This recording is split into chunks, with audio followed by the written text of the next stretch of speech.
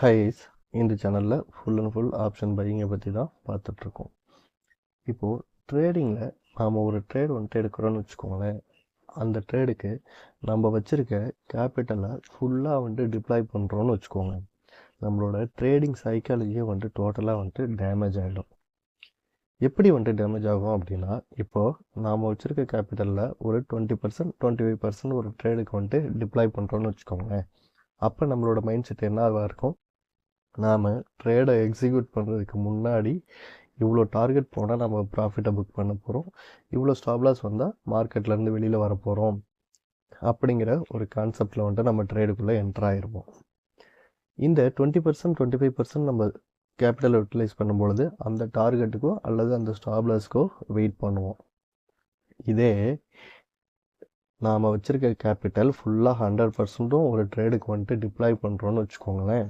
நம்மளோட மைண்ட் என்ன தெரியுங்களா தோணும், ஒரு ட்ரேடு எக்ஸிக்யூட் ஆனோடனே அது ப்ளஸ் சைடு வந்துட்டு போச்சு அப்படின்னா ஒரு ஸ்மால் ப்ராஃபிட்லேயே நம்ம வந்துட்டு எக்ஸிட் ஆகிடுவோம். இதே அந்த ட்ரேடு லாஸ் சைடு போச்சு அப்படின்னா ஃபுல்லாக வெயிட் பண்ணி அந்த லாஸை வந்துட்டு புக் பண்ணுவோம். இது எல்லாத்துக்குமே உண்டானது, எனக்கு அல்லது உங்களுக்கு அப்படின்னு சொல்லிட்டு கிடையாது. ட்ரேடிங்கில் இருக்க ஸ்மால் ட்ரேடர்ஸ் எல்லாத்துக்குமே காமனாக இந்த மைண்ட் செட்டு தான் வந்துட்டு இருக்கும். ஸோ அதனால தான் நான் சொல்கிறதுங்க, இப்போது ஒரு ஹியூஜான கேபிட்டல் வச்சுருக்கவங்க மாதிரி நாம் வந்துட்டு ட்ரேடிங்கில் திங்க் பண்ணால் மட்டும்தான் இந்த மார்க்கெட்டில் சஸ்டெயின் வந்துட்டு பண்ண முடியும். ஓகே கைஸ், இன்றைக்கான ட்ரேடுக்குள்ளே போயிடலாம்.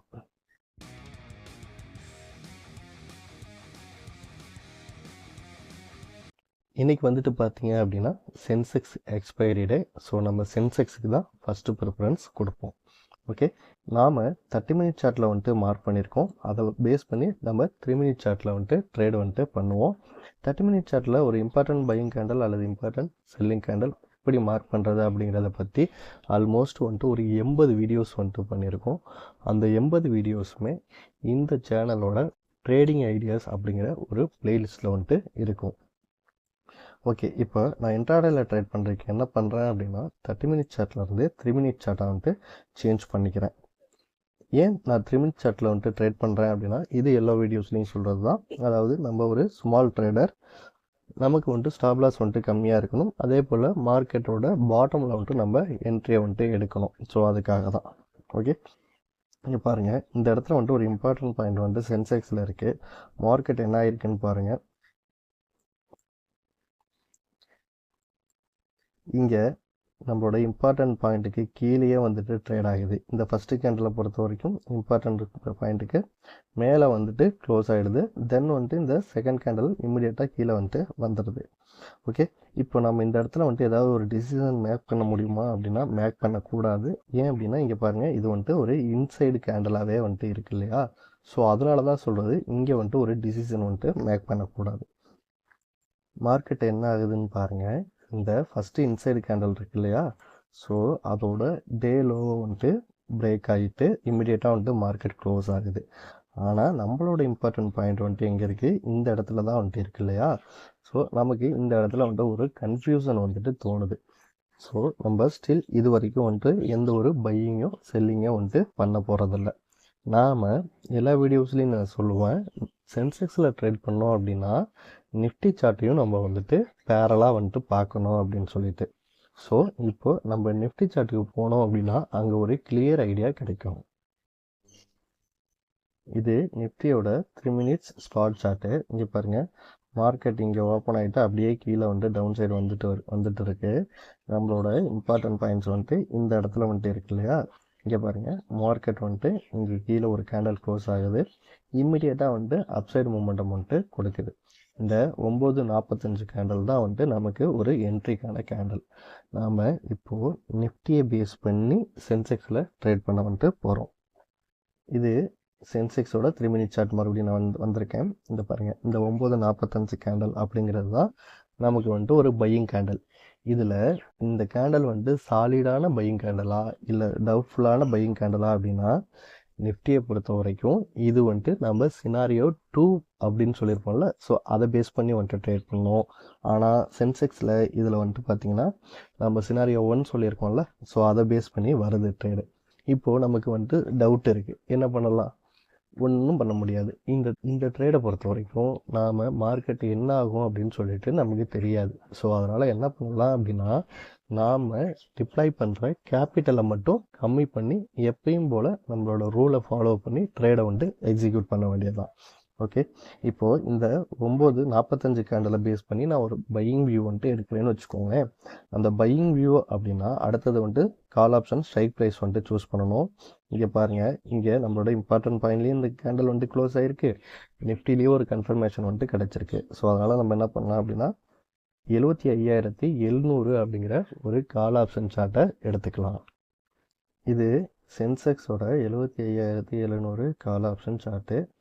ஸ்பாட் சார்ட்டில் வந்துட்டு என்ட்ரி வந்த கேண்டில் இந்த 9:45 கேண்டில். ஓகே, நாம் என்ட்ரி எடுக்கிறதுக்கு என்ன பண்ணுவோம், அன்னைக்கு டே லோ வந்துட்டு என்ன பிரிண்ட் ஆச்சோ அதுலேருந்து நம்மளோட என்ட்ரி கேண்டலோட ஹையை வந்துட்டு மார்க் பண்ணோம் அப்படின்னா இங்கே பாருங்கள் 255 ரூபா அப்படிங்கிறது வந்துட்டு நம்மளோட என்ட்ரி பாயிண்ட். ஓகே, இந்த இடத்துல நம்ம வந்துட்டு 255 ரூபா அப்படிங்கிறதுல வந்துட்டு என்ட்ரி எடுத்துட்டோம் அப்படின்னா இதிலேருந்து வந்துட்டு பார்த்தீங்க அப்படின்னா 50% டார்கெட்டு. 255 ரூபாயிலேருந்து 50% அப்படின்னா ஒரு 380 ரூபா வந்துட்டு வரும். ஓகே, இந்த கேண்டல் வந்துட்டு இந்த கேண்டல் இருக்கு இல்லையா, இந்த கேண்டலோட ஹை பாருங்கள் ஒரு 387 ரூபா. இந்த டார்கெட் வந்துட்டு ஹிட் ஆனது எத்தனை கேண்டலில் ஹிட் ஆகிருக்கு பாருங்கள், அதாவது 50% டார்கெட்டு. நம்மளோட என்ட்ரி ப்ரைஸ்லேருந்து 50% நம்ம டார்கெட் வைப்போம், 25% ஸ்டாப் லாஸ் வைப்போம். எத்தனை கேண்டலில் வந்துட்டு டார்கெட் ஹிட் ஆகிருக்கு பாருங்கள், ஜஸ்ட்டு வந்துட்டு 2 கேண்டல். ஓகே, இதை தான் நான் சொல்கிறது காமா எஃபெக்ட் அப்படின்னு சொல்லிட்டு. ஸோ நமக்கு ஒரு 100% வந்துட்டு ஒரு என்ட்ரி கிடைக்கிது அப்படின்னா அந்த இடத்துல வந்துட்டு நம்மளோட ரிஸ்க்கை வந்துட்டு எடுக்கணும். அதர்வைஸ் வந்துட்டு நம்ம ட்ரேடே வந்துட்டு பண்ணாமல் இருக்கிறது பெஸ்ட்டு. ஏன் அப்படின்னா நாம் ஒரு ஸ்மால் ட்ரேடர். ஓகே கைஸ், இப்போது இன்றைக்கி வந்துட்டு சென்செக்ஸ் எக்ஸ்பைரி முடிஞ்சது. நேற்றுக்கு சென்செக்ஸோட எக்ஸ்பைரிக்கு நாள், அதாவது நேற்றுக்கு வந்துட்டு பார்த்தீங்க அப்படின்னா திங்கக்கிழமை. ஸோ அதுலேயும் வந்துட்டு எப்படி மார்க்கெட் வந்துட்டு ஒபே பண்ணியிருக்கு அப்படின்னு சொல்லிட்டு அதையும் வந்துட்டு பார்த்துடலாம். இது நேத்தியோட சார்ட்டு, அதாவது 27ஆம் தேதி சார்ட்டு. ஓகே, 27ஆம் தேதி வந்துட்டு ஏன் நிஃப்டி சார்ட்டை வந்துட்டு நம்ம பார்க்கணும் அப்படின்னா செவ்வாய்க்கிழமை அன்னைக்கு, அதாவது இன்னைக்கு 28ஆம் தேதி சென்செக்ஸ் எக்ஸ்பைரி இருக்கு இல்லையா.